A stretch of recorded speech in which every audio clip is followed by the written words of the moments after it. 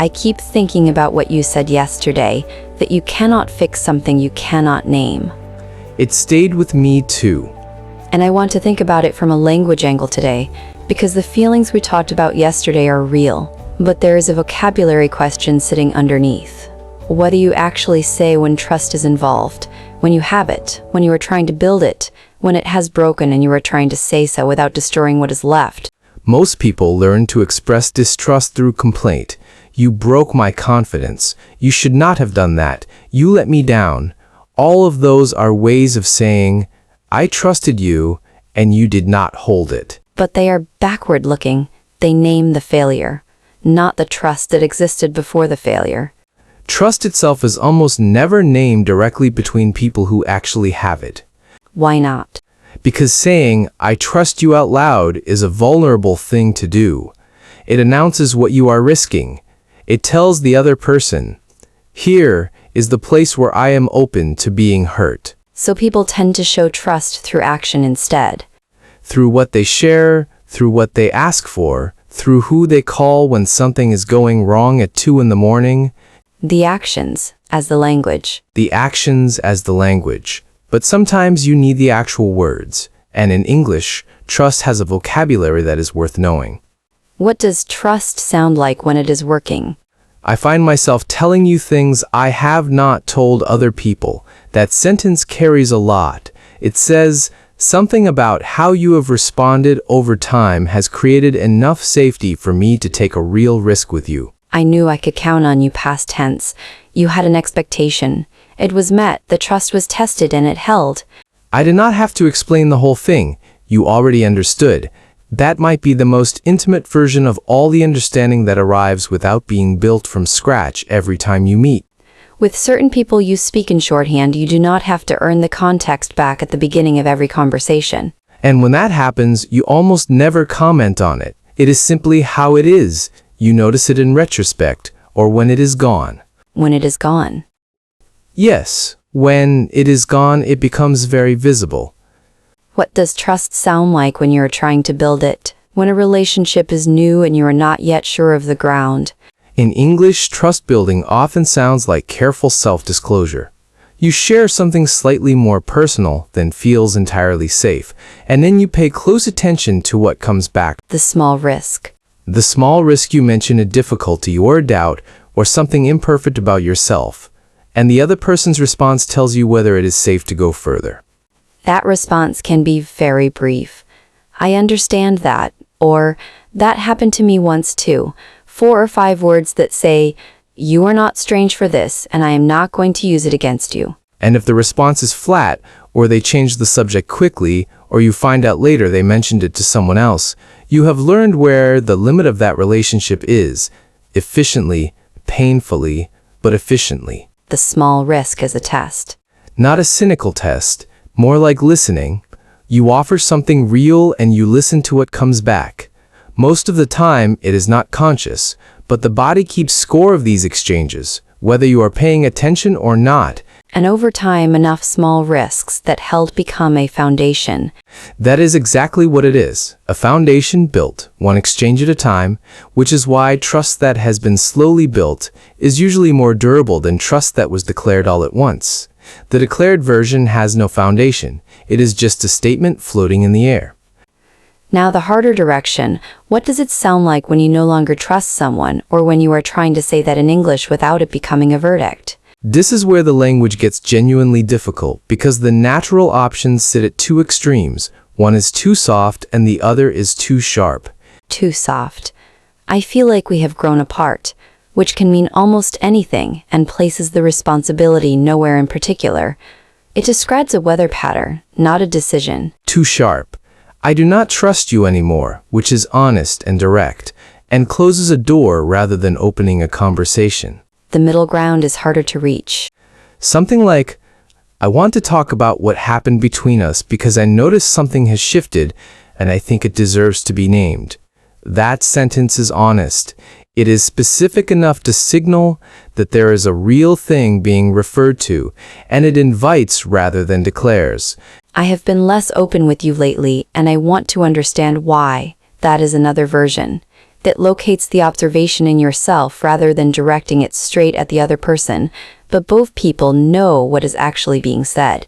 There is a phrase I find very useful and very English in this territory. Something does not feel right between us. That sentence is almost impossibly soft. It does not accuse, it does not explain, it just names a sensation, and yet it cannot easily be dismissed.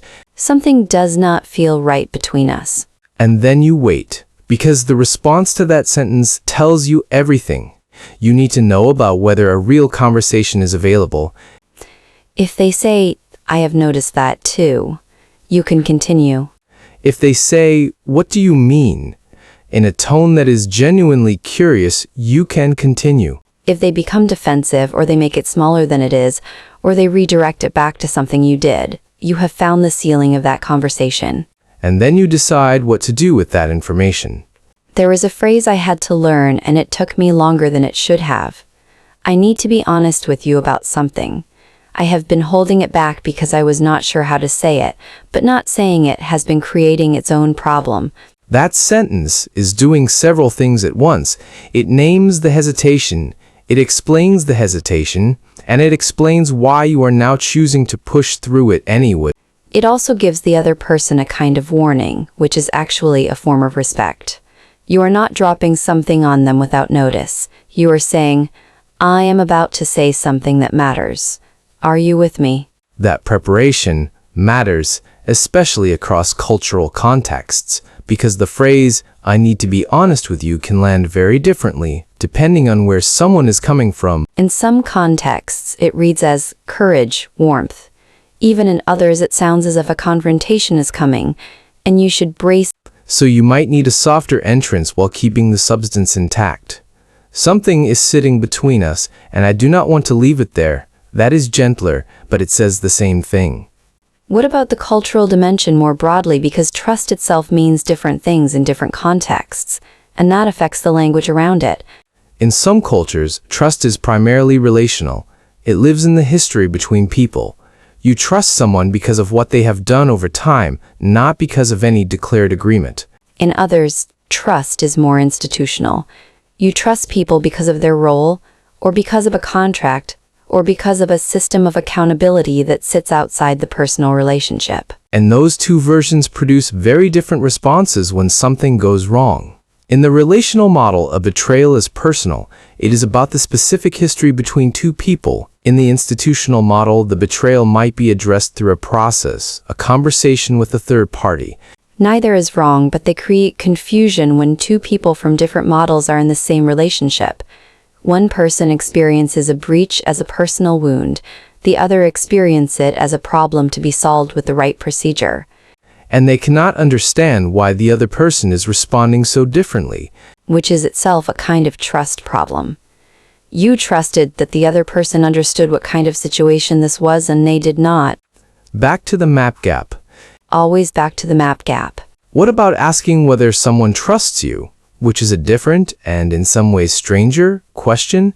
Do you trust me is so loaded that most people never ask it directly, because the answer might be no, and even a yes that comes too quickly feels performed. So people find sideways versions. Can I count on you for this? That is concrete and allows a specific answer.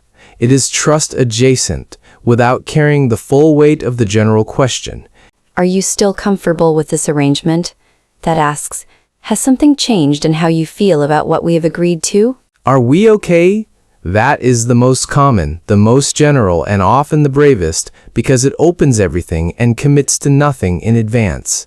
And the response to, "Are we okay?" carries enormous information. A warm, immediate yes means something different from a pause. And then yes, and both of those mean something different from, "I think so." Why? The why is an invitation. Take it every time.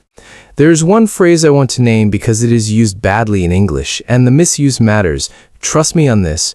People say it when they want the outcome of trust, without having done the work of building it. They want acceptance without question based on a feeling they are declaring rather than a history they have earned.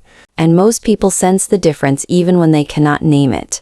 They agree, but something does not quite sit right, which is itself a kind of distance. Now, the language of rebuilding because trust that has broken is not necessarily gone, but getting back to it requires something different from what built it the first time.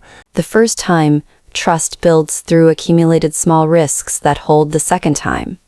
After a break, it has to be more deliberate. More named, more explicit, because you cannot rely on the unconscious ease of the first version anymore. That ease was the thing that broke. What does the language of rebuilding sound like? I want to be more careful going forward. That sentence is simple and honest. It does not promise perfection, it promises attention.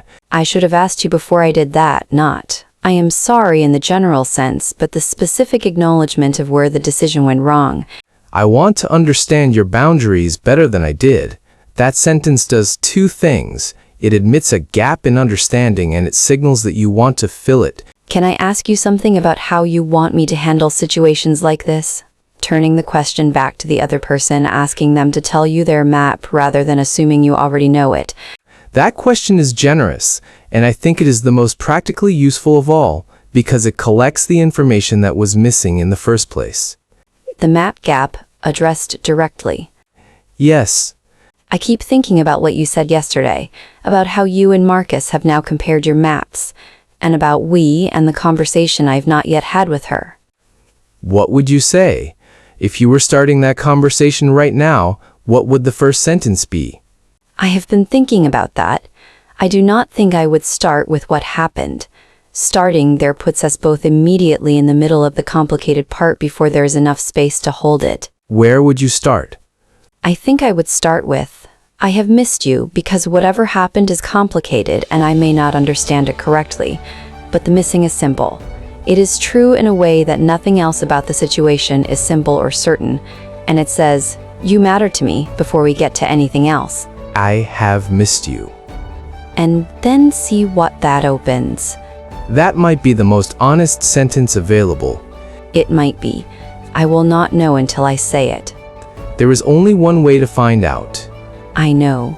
For anyone sitting with something unresolved, not a dramatic rupture, just a distance that has grown and not been named. What is the sentence you have been holding back? The one that is more honest than anything you have said to that person so far.